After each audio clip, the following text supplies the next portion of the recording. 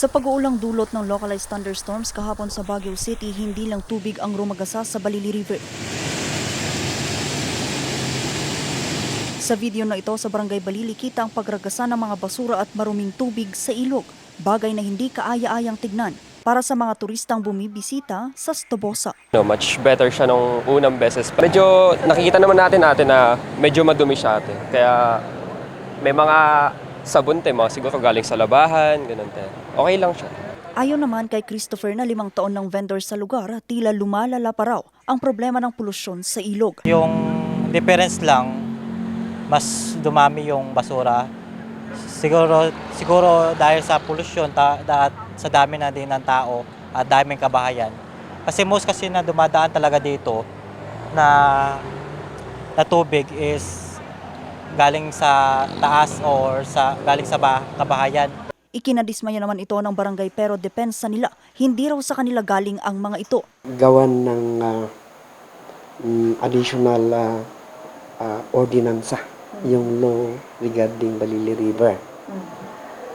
And dito sa atin, and also to the municipal environmental officer. Nagtitikit tayo at ever na nag-discharge dyan sa Balili River, especially on yung mga septic tank, nagbasura dyan,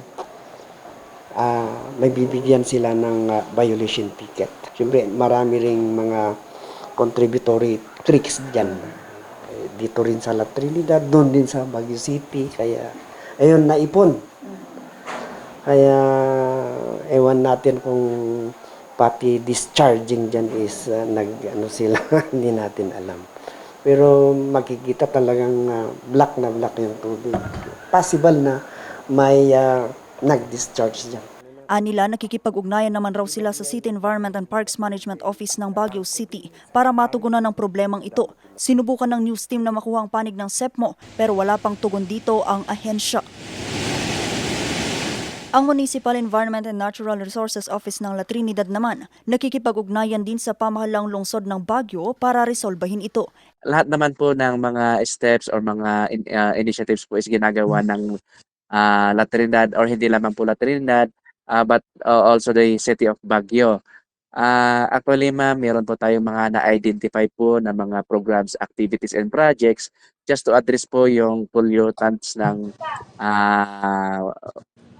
Balili River po natin.